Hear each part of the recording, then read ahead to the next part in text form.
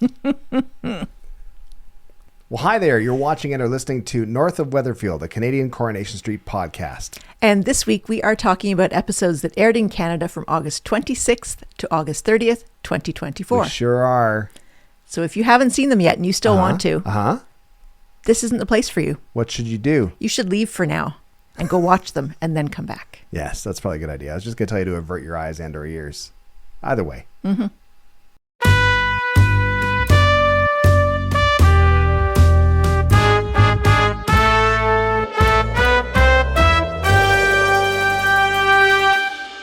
My name is Brittlestar. My name's Shannon. These aren't our real names, of course. Our real names this week are... I'm cringing. I know it's coming. Stu, if you believe in him, I believe in you. And I don't care. I don't care what happens. I don't care. I'll stand by you. You can't bully me. Just don't say Stu. You're Yasmin. Mm-hmm. Yeah. Well, he's left me before. He's left me before, so he might leave me again. I try to do what's right, and I just don't know. I don't know he could.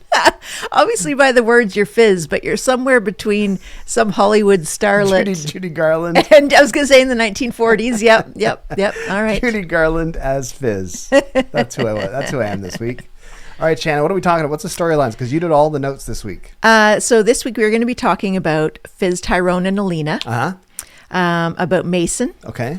About Rowan and Amy. Yeah. About Rowan and Leanne. Yeah. About Toyah, Nick, and Leanne. Ooh. Steve and Cassie. Lauren, Joel, Dee Dee, and Betsy. We're all getting a bit intertwined. But it's a bit backburnery still, kind of in a weird way now. And then Paul, Kit, and Bernie. Okay. I'm ready. Let's do this. Let's dive in. So, poor Fizz, who is the innocent party in all this. Yeah. No, what do you mean? Yeah, there's no qualifying. She absolutely is. But then when she took that job and she was gone for like a year, which she was only 2 hours down the road. But that was after the whole Alina thing. I know. So she has tracked down Alina. Oh, yeah. Because where, what else would you put people up who are going to be testifying in a human trafficking case?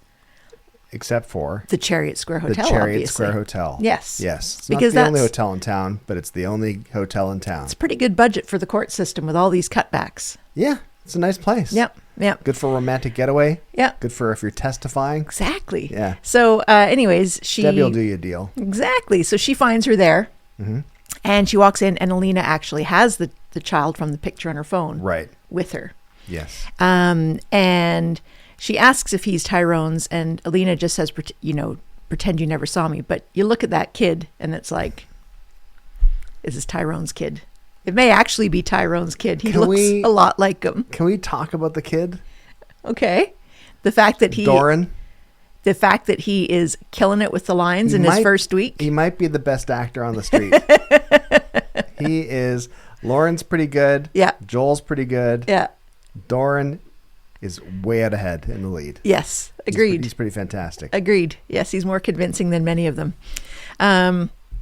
So Fizz then goes home and she tells Tyrone, listen, Alina's in the country.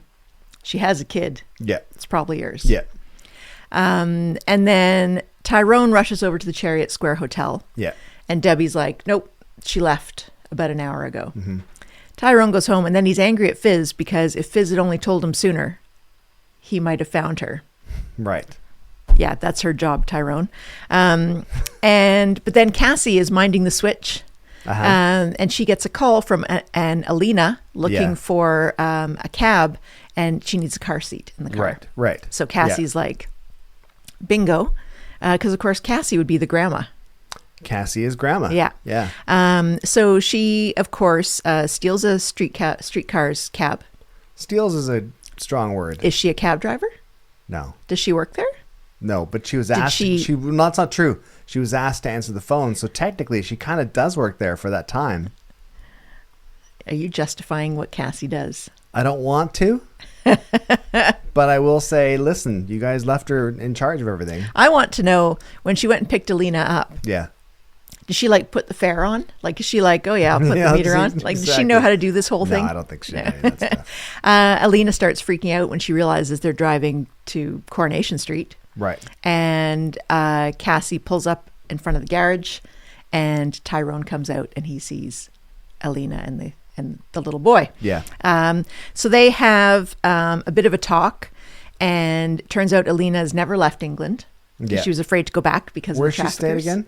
Hastings. Hastings, right. Where's Hastings? I take it up near the Battle of Hastings where Richard III was killed? Don't know. I imagine it's exactly where the Battle of Hastings was. Which I think is near Leeds, right? I don't know. Wasn't he found near Leeds Cathedral? Doran, the kid? No, he was found Richard in... III. So not too far away, basically, yeah. I think.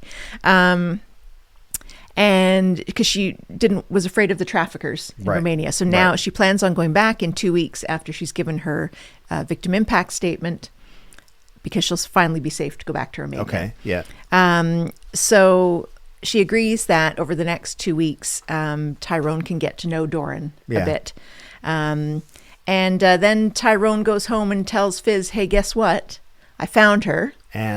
And, oh, yeah, I'm paying to put her up in the Chariot Square Hotel for 2 weeks. But I mean, does that make you angry?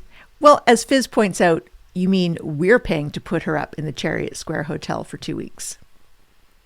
I think that Tyrone and Fizz have separate money. They don't have enough money to have separate money. I think they do have separate money because of her high-powered job that she had. That was 2 hours away. Well, anyways, it sounds like they're no longer going on this holiday. No. Because of this. Yeah. And, you know, I feel there are other safe hotels that aren't maybe quite as luxurious as the Chariot Square I haven't Hotel. seen any on Coronation Street. Apart from the occasional. I can't even think if they've ever shown a bed and breakfast before, have they? No, you get an occasional bed sit room, I think. Yeah. Maybe. Yeah. Which is pretty grim, usually. Yeah. And so then Tyrone goes to see Adam, as you do. Yeah. If you live on the street. Yeah. And Adam advises him to take a DNA test just so he kind of knows where he's standing. Concretely. That's the kind of advice a lawyer is going to give you. Yes, but it was a bit weird because he was saying, don't ask Alina, really. Yeah. Which this is where Tyrone's argument falls apart. So he kind of doesn't know, like, does he want to be the father or not? Well, he does, but he's scared that he's going to lose the kid now. But he doesn't even really know if he wants the kid. No, he doesn't. It's not about wanting the kid. He wants to be part of his life. Feels like he's looking for a bit more control. So anyways, he goes over to the hotel and Alina's like, great, you watch the toddler mayhem and I'm going to go in and have a shower. Yeah. Finally. And then she forgets something, comes back out, and Tyrone has a swab that he's getting ready to stick in the kid's mouth. Yes. And this doesn't go down well. No. She kicks him out. And she says, that's it. We're not staying. We're going back to, I guess, Hastings. I don't know. It's near Leeds. And then poor Fizz hears about all this. And she goes over and talks to Alina. Because she realizes she just have to deal with this. She's going to do the right thing. Yeah. And so she smooths it all over. And she says to Alina, listen, he's eventually going to ask about his father. Yeah. So you don't want to end up looking like the bad guy here. You should let him get to know his dad and his sisters. Right. And Alina agrees. Yeah. So I think Fizz is the star of this whole thing. She's been good. Yeah, no, she has been good. Tyrone then goes back to talk to Adam again. Tyrone is a bit flippy-floppy at the moment. He's been thrown for a loop. He's a little bit flippy-floppy. He needs to grow a spine and just kind of go, this is what's happening. And also, can we talk about the irony of Tyrone flipping out on Jack and Hope when he found condoms in Hope's bag when we are dealing with the product of his relationship, the unintended product of his relationship? That parallel was not lost on me. I did appreciate that as well. Yeah. Anyways, poor Fizz and Tyrone. I don't quite know what he's doing. Yeah. It's going to end badly. What else, Shannon? What? What else, Shannon? Oh, I thought you said well. No. Okay. You were excited there for a second? I know. Like, God, this show's getting interesting. Mason, just briefly. Yeah. So Sean is furious to discover that Mason is back working at Speed Doll. Fabulous eyelashes. Fabulous eyelashes. Yeah. And because Sean, as a parent, you're protective. He doesn't want Dylan to have to keep seeing Mason around. I did like when he went down to Speed Doll to basically chew out Stu and Yasmin about Mason working there. He was in full-on dad mode. Yes. He was angry parent. He was like, get this kid out of here. He's a danger. We're never coming here again. Yeah. I liked it. Yeah. But then, so Yasmin and Stu were talking, and she's like, do you really see something in him? Like, do you have to help this kid? Yeah. And Fair question. It's like, I get you want to help people, use your experience. Yeah. Maybe pick a different one. Or maybe why wouldn't Stu be like, you know what? I can't help this kid, but I can refer him to an somebody else organization that maybe can. reach out to him. Agreed. But anyways, he says, no, I think he can be saved. And I just, we can't stand up to, we can't let ourselves be bullied. Yeah. And so Yasmin basically says, right, because Sean has said, I'm going to blast you guys all over the internet. Yeah. Saying how terrible you are. Yeah. How you employ a bully who stabs people. Convicted. Yeah. Juvenile. Yeah. Which I don't know how much you're allowed to say about that. But anyways. It doesn't matter. And so she says, if we lose a bit of business, that's okay. We're going to stand up for principles, which I admire because Sean is totally understandable in his stance. Yeah.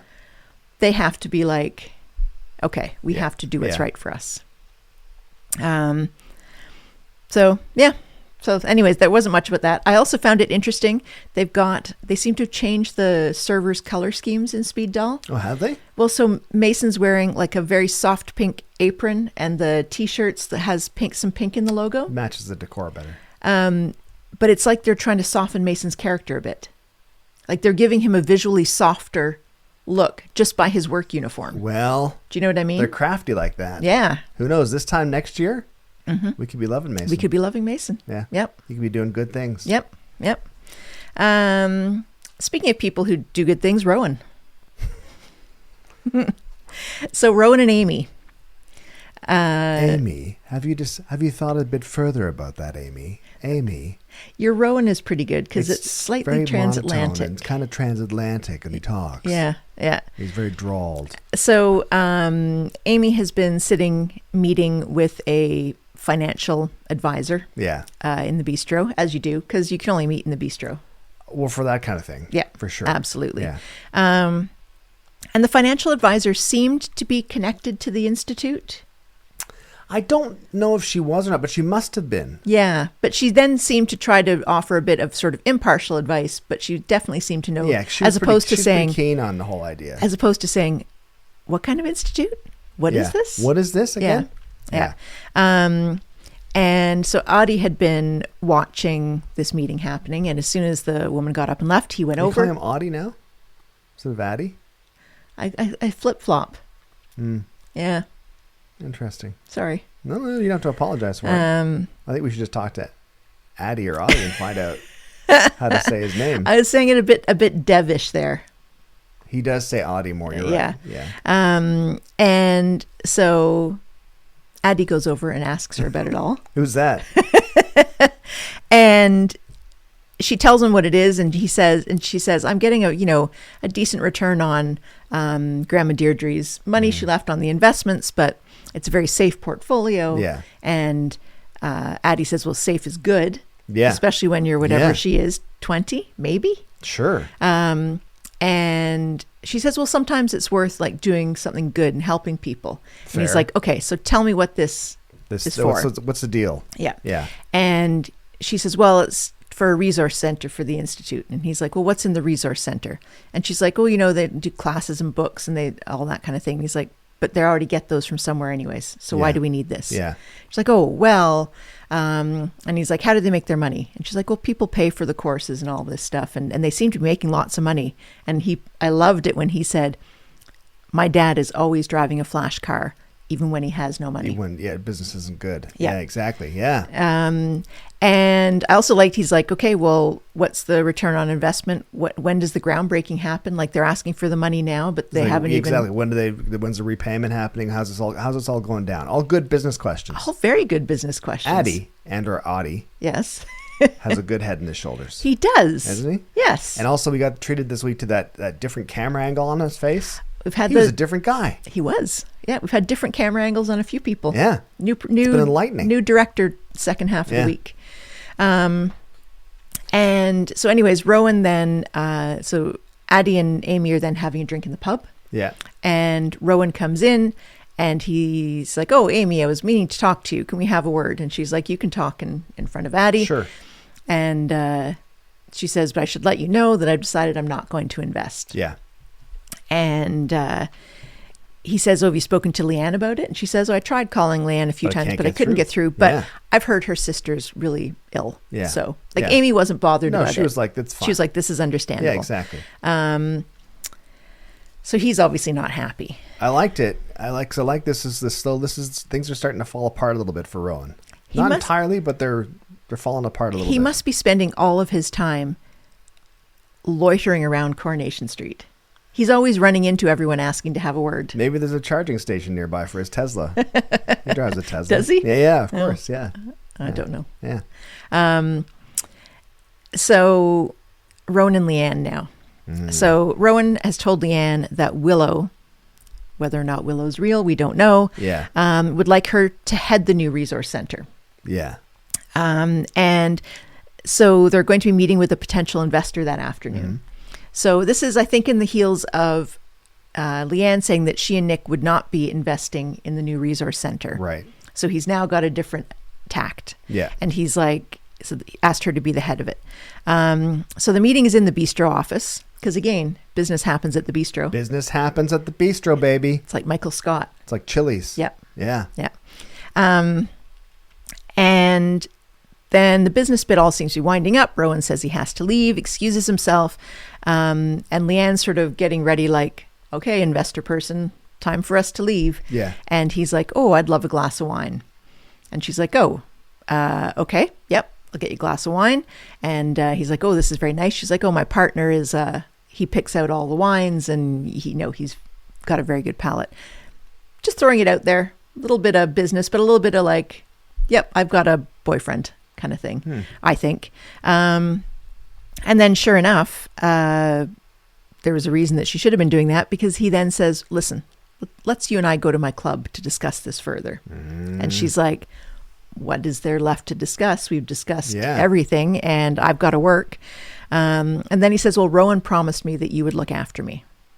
And poor Leanne's face, it was like, because she's been coerced into this situation of selling herself basically before. Totally. And she just looked heartbroken. Yeah. Yeah. Even more than sad. And then the next day when she tells Rowan what the man seemed to be implying, Rowan, and that when she turned him down, he no longer seemed interested in investing. Yeah. Rowan doesn't really react, but he does then immediately say, maybe you should ask Amy if she would like to invest.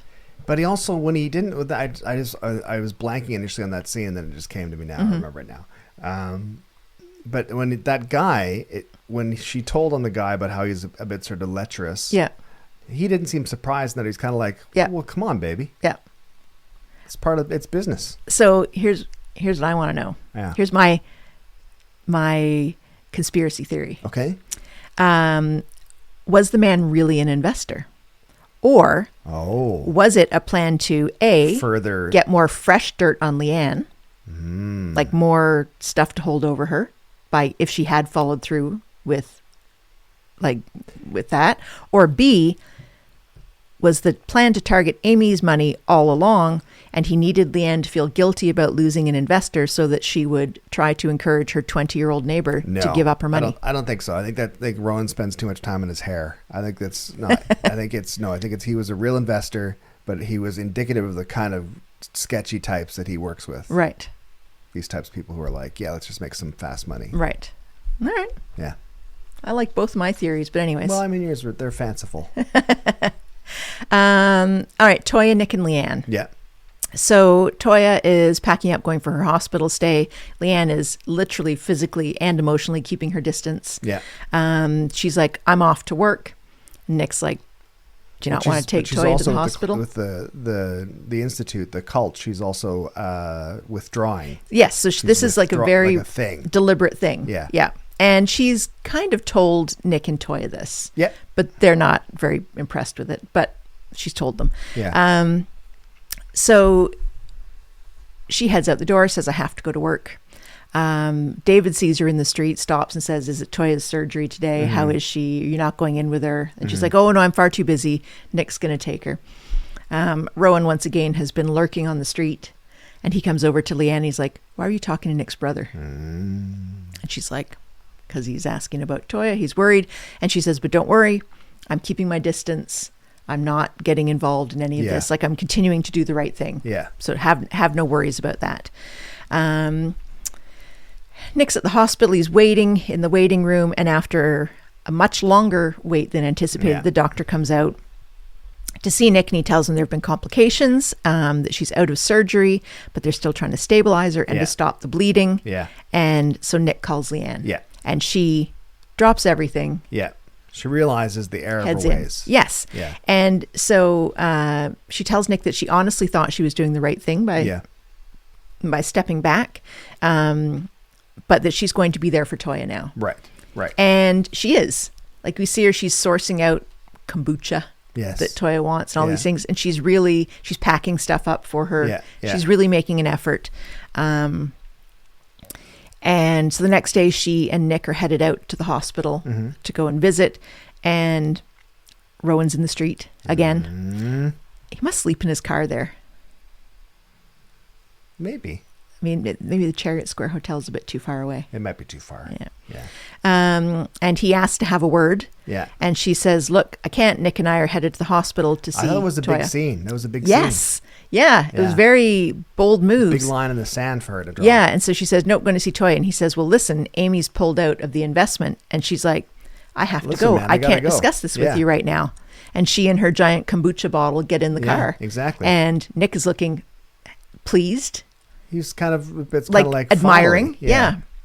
And Leanne seems to be back to her old self. She goes in. Not entirely, but mostly. Yeah. She goes in, she's talking to Toyah, she's being loving, supportive, all these things. So she excuses herself and steps out, and Nick tells Toyah, listen, this was great. Leanne actually rebuffed Rowan. Yeah. Her phone's been ringing. It's been him, and she's not been answering it. And she's sort of it's working. Like, she's getting loose of the grip. But he also says to Toyah, she's back to being more like the Leanne that we know and love. Yeah. And he says, but also I want to let you know, I love you. And she doesn't quite know what to do. No. The poor woman. She's like, I was almost dying. Yes. Like an hour 12 ago. hours ago. Yeah. Yeah. And Nick says that once Toyah's out of the hospital, he's going to tell Leanne. Right. Because, first of all, he doesn't want Rowan to be able to tell her, which will then drive her back to the Institute. Sure. But also, I think just because he still cares about Leanne.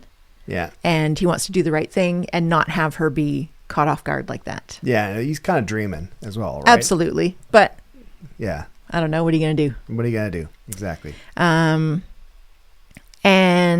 Toyah says, nope. We can't risk losing Leanne again. We're not doing that. We're not doing this. And he just keeps going, we'll talk about it later. We'll talk about it later. And she's like, I need to hear you say this. Yeah. So you understand. Yeah. Yeah. Yeah. And then Nick and Leanne are back at home, and he gets a ding on his phone, and it's a voicemail from Rowan saying, I need that £20,000 you were going to invest in the Institute by midnight tonight. By midnight. Otherwise, tell him Leanne. So I think this is a sketchy game that Rowan's playing. Yes. Obviously sketchy, but meaning it's a dangerous game he's playing. Yeah. Because it could really come across, like, if he presents information. Yeah. Even though the information is going to be damning and hurtful to Leanne, she might go, you're holding in, like, you're sharing this? Like, well, plus also, Nick was planning on telling Leanne this information anyways. Yeah. So he's prepared that the information is going to get out. So what's his best? I think his best move is to do nothing and wait for Rowan to try it.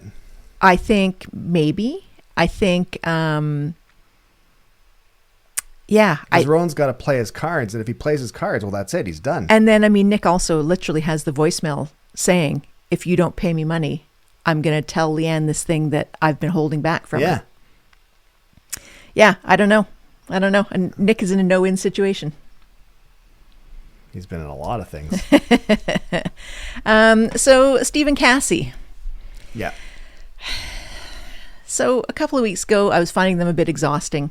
Then the beginning of this week Was promising. was promising, and they were both less exhausting, but then they just ended up exhausting again. Yeah. So they went to the football, the two of them, had a great time. Yeah. So much so that Steve forgot to text Demi back because she had gotten in touch again, saying she wanted to give His another shot. dating app. The dating app girlfriend that Was kind of ghosting him initially, but then got back in touch. And well, he had a date with her, and he just kept talking about Tracy and right. Tommy O. Yeah. Yeah. So then later on, he says to her, "Hey, listen, what are you doing tomorrow?" Mm-hmm. And she's like, "Oh, nothing. Why?" And he says, "Oh, there's this concert in the park, 4:00. Are you up for it?" Yeah. And she's like, "Great." And she's turns up, all gussied up for Cassie. We have to pause and talk about the fact that she is transformed. Her hair is like loosely curled and down. Yeah. She's got a nice, I can't remember what the top was, but a nice top on. And she's got this like denimish skirt that's got to cut up the one leg. And it's like, wow, she looks great. Yes. Yeah. She's quite striking. Yes. Yeah. She goes from, because she's quite a severe looking person in general. I mean that in the best way. Yeah. Like she's very striking in that regard. But in a different way. Like when you see her when she's kind of dirtied down, she seems kind of harsh and severe. Yeah. And then those same qualities just transformed. Yeah. Yeah. She could fit in at a Sally Metcalf party. She really could. Yeah. Yeah. So anyway, she turns up, and then it turns out that the date was to accompany Ken as his carer to a concert in the park because Steve couldn't go anymore because he was going out on a date with Demi. Right. So Cassie is a bit put out, but she's like, okay, but she likes Ken. Yeah. And so the two of them go, and off they head. So Steve's on his date with Demi at the bistro, of course. Yeah. Which is an odd choice because was it not the bistro that he had his meltdown about Tracy, where she ended up? Listen, his choices are limited. He goes to the Rovers. He's going to be sitting beside Tim. True. He goes to the bistro. He'll probably end up sitting beside Tim, but still. True. And and he's not taking her to Speed Dahl with their no liquor license. Yeah, no, you don't see him in there because he's like, why would I go there? Yeah. So Steve's enjoying himself, but he's just not really feeling it. He's kind of he's going along with it, and it's fine. There's nothing terrible, but it's just like whatever. And then Tim and Sally show up. Yeah. And was it not Demi that was like the realtor or something? I think so, yes. Yeah. So anyway, Sally's all pleased to see her and whisks her off to the ladies' room To get the dirt. for a bit of girl chat. Mm-hmm. Is that what happens in women's restrooms? Washrooms? I can neither confirm nor deny. And Tim goes over to talk to Steve. Okay. And Steve's like, yeah, it's good, but but I mean, what else have I got going on? So why would I cut this off? And Tim's like, oh, well, me and Sally were talking to Cassie, and she seemed to think that the concert in the park was a date with you, and she seemed very excited about that idea. And Steve's like, oh, my interest is piqued by this. Yeah. And so he kind of finishes the date off with Demi, heads back home. Yeah. Cassie and Ken are there. They're hanging out, having a great time. Yeah. And she's in the kitchen, and Steve sort of slides into the kitchen next to her, and he's kind of flirting a little. Yeah. And she seems quite receptive. Yeah. And then Steve says, oh yeah, well, I heard that you were really excited thinking that you were going to be going on a date with me, and you were really disappointed you weren't. Come on. And why would he blow a lead like that? so she quite rightly then just laughs in his face and says, I would never be interested in someone like you. Yeah, exactly. She has to save face. It's a little demeaning. Yes. Yeah. So then the next day, Steve comes over, and she's using his mug that has his picture on it. Number one cabbie. Number one cab driver. And they have this whole thing. And then later when she's washing it, she accidentally drops it. Yeah. That's where they become exhausting again. It's like, oh, come on.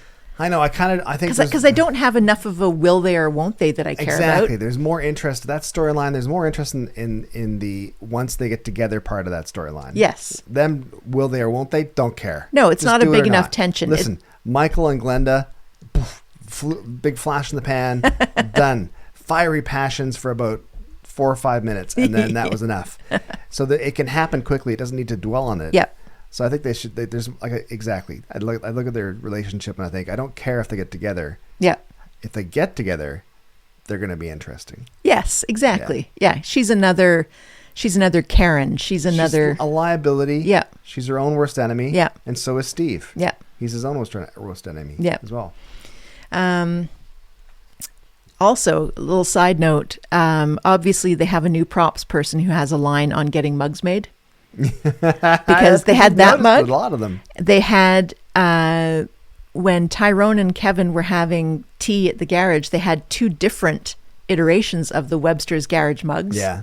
Like from 2 different 10 years apart runs. Someone's got a Vistaprint account. Yep. Yeah. I'm enjoying that. Okay, so Lauren, Joel, Dee Dee, and Betsy. Yeah. All becoming. Enjoying Betsy a lot. Yes. Because she is trouble. Yes. Yeah. Yes. Trouble just because she's bored. Trouble because she's bored and she's pretty coddled in a weird way. I think that she gets maybe not coddled because she gets probably ignored by her mom. Her mom's probably not home a lot Her because mom's she's busy. that level of. She's the only person fighting crime. Exactly. Yeah. I know the other police officer can't even speak. No, he He can't just even, sits there. He can't even. He can't say anything. Nope. Yeah. So Betsy's starting to push Joel a little bit too far in her demands for money. Mm-hmm. And he tells her she won't be getting any more and that he knows that she is D.S. Swain's daughter. Saying that like, I'll tell your mom, the police officer, that you're blackmailing me because that'll be a problem. But surely Betsy's like, who cares? I'll tell my mom that you're doing this. She's a police officer. So anyways, this doesn't seem to faze Betsy at all. No. Probably because she's thinking that.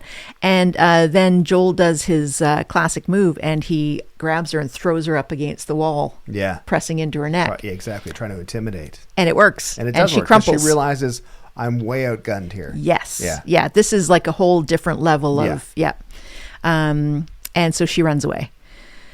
So then he goes home and wisely realizes, okay, I have to get ahead of this thing. Yeah. And so he tells Dee Dee, you know that girl that I said was a client?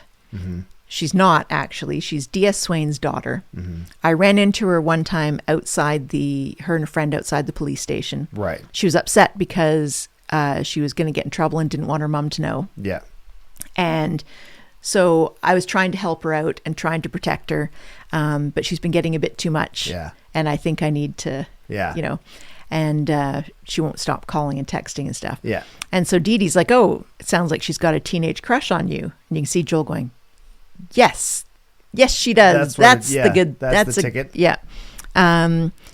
And so Dee Dee tells him he needs to delete and block her number. Mm-hmm. And it's not that big a deal, but don't lie to Dee Dee again. Yeah. I think I found the delete and block her number a bit harsh if you think it's a teenage crush from a troubled girl. Exactly. Maybe it should have been like, I'll have a word with her. Yeah, but Dee Dee also, again, has this weird level of jealousy that pops up every once in a while. Yeah. So we then see Joel walking down the street and ripping a SIM card out of a phone. Yeah. I don't know, is it his burner phone? Did he, when he threw Betsy up against the wall, did he grab her phone and it's her SIM card? Because we were watching that and both of us were like, he's taking the SIM card out, but I don't know whose SIM card it is. Yeah, because it always seems like it's just one phone. Maybe he has 2 phones? He's got lots of pockets. He does. Yeah. He does. So I didn't know whose that was.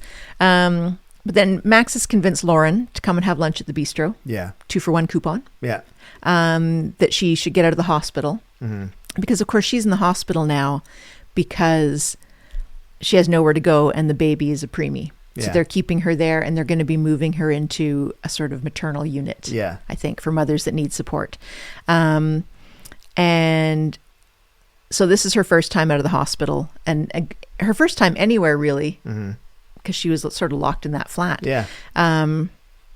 And Joel is also having lunch there with Dee Dee. Right. And he's getting a bit squirrely. Sure. That she is sitting kind of just behind him, but she can see that House of Cards is shaking. Max and Lauren are talking. Yeah. So Max has asked her if Nathan is the father. Mm-hmm. And she says, no, it was just some rando. Yeah. Don't remember who it was. Yeah. Not a big deal. he's not going to be involved because I don't know who it is. Yeah. So back at the hospital, Lauren has summoned Joel to give him a shopping list for the baby. Yeah. And tells him, don't worry, I just told Max. And she says Max was asking who the father was. And Joel is, of course, looking a bit pale at this. Sure. And she's like, I just told him it was some rando. So Lauren has regained the upper hand.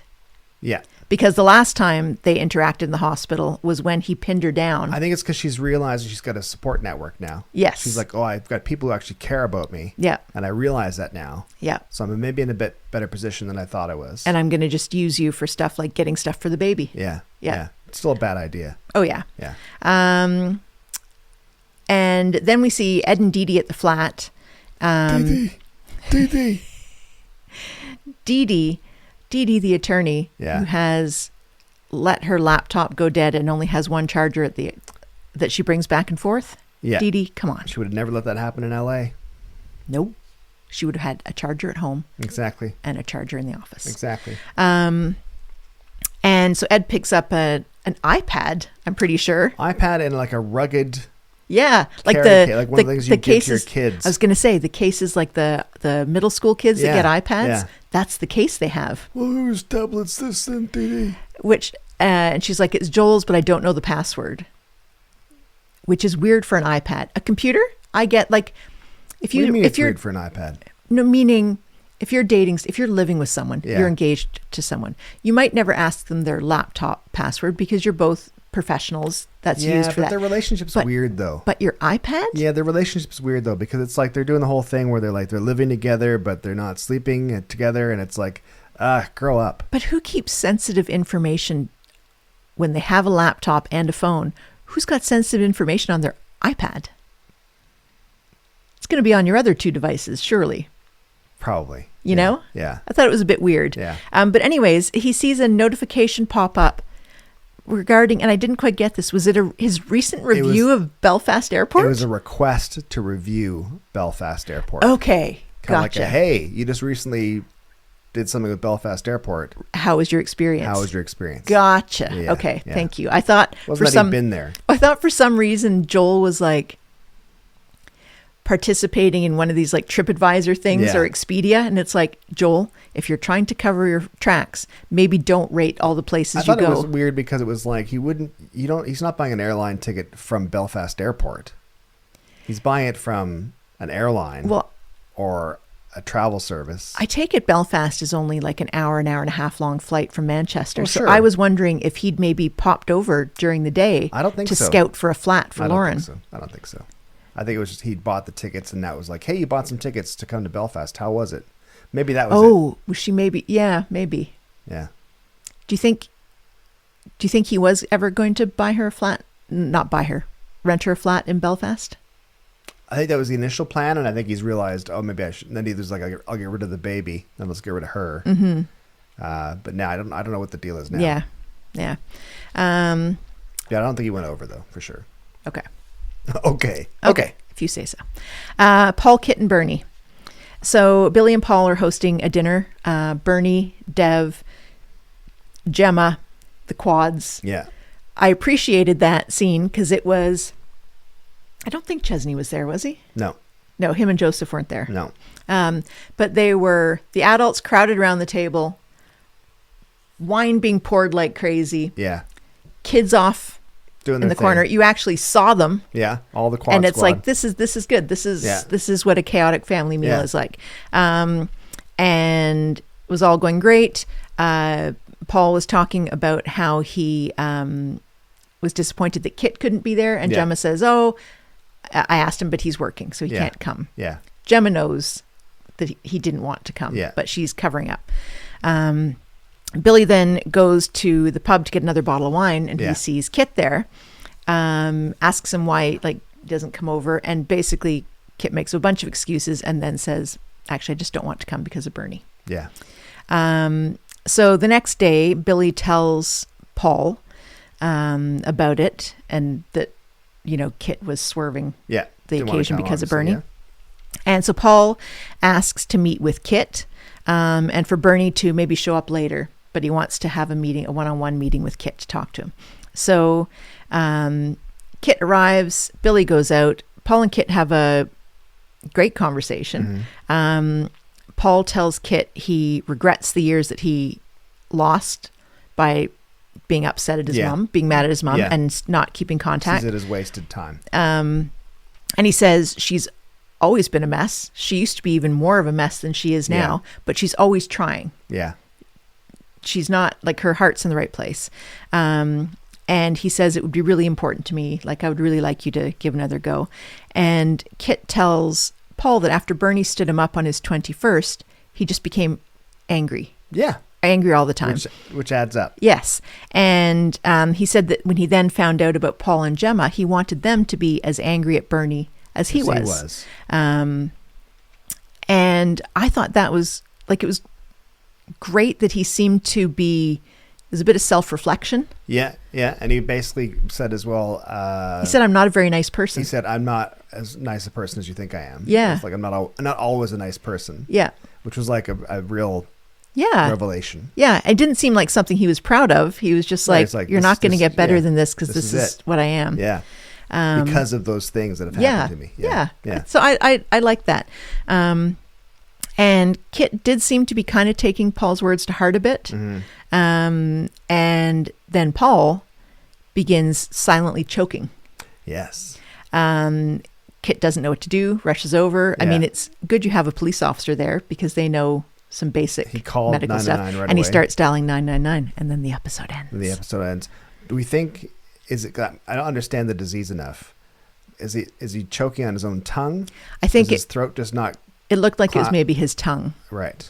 But also maybe just spit, phlegm, something. Just like I don't know. Stuff happening. Yeah. That's not happening. Yeah, not able to swallow, right? Yeah, scary stuff. So do you think that's it? Do you think Kit is going to be the person there when Paul dies? Yes. And everyone's going to think that, Bernie's going to think maybe Kit killed him? Like Mercy killed him? I don't know.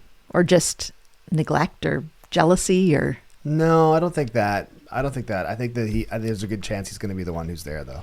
I do think that after having that heart-wrenching, drawn out goodbye for Paul, like whatever it was, a week or two ago when he was going to be dying, that they can't do that a second time. No, so it's going to have to be... It's going to be a quick... Yeah. So I think this is it for poor Paul. It might be. Let's talk about how great he is with his acting, though, this week. He's awesome. Yes. With his eye movements on the It's so thing. great. I love the fact where exactly when he's using his machine to talk. Yeah. And he's obviously studied that and learned how it looks when people use it, how to use it. Yeah, I take it he's actually using it. Yeah. To some extent. It's pretty impressive. Yeah. Yeah, it's pretty cool. Yeah. Yeah. That's good. It was a big week. It was. Now, there were a couple of... I noticed you have some extra notes. Bits of humor, which I liked. We got some new phrases. Go on. Cassie in the pub saying, I'm going to go pay the water bill.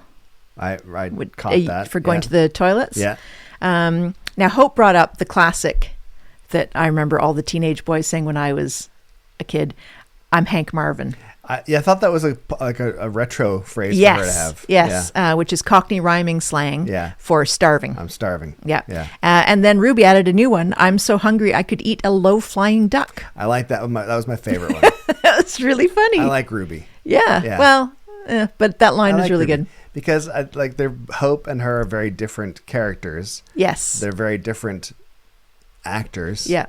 But I like Ruby. Yeah. Yeah.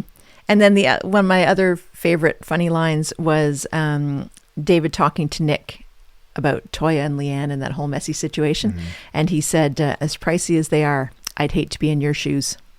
That's pretty good. That's pretty good. That's pretty good. I liked it. Yeah. There's lots of zingers, actually. Lots of really good ones. I think you've got the ones I was thinking of, but Evelyn is getting quicker as well. Mm-hmm. We didn't see much of her this week. No. But yeah. She's been getting pretty good. I did enjoy Steve and Tim. The next day talking about what they'd each had for dinner at the bistro the other night because they'd both separately been with Sally and with Demi. It's like that's what you talk about. That's what you talk about. Yeah, exactly. Yeah, exactly. Well, that was pretty good. Yeah, good job on the notes, Janie. Why, thank you. That was a great job. Of course, you guys can find us at weatherfield.ca where you can sign up with your email address and you'll get notified of every episode that is released. And you can also follow us on your favorite podcasting platform as well. North of Weatherfield, a Canadian Coronation Street podcast. We were number 50 in after shows, I think. All right. That's pretty good in Canada. Okay. That's good. Okay. I don't know. It means that the accolades mean nothing to you, don't they? You just do it for the art. Listen, we had a water main burst on our street last night, and we weren't even able to shower until about 2:00 this afternoon. So, well, this is the freshest we've ever been on this podcast. Then. Exactly. This is the cleanest we've ever been on this podcast. We're just glad to be here. Exactly.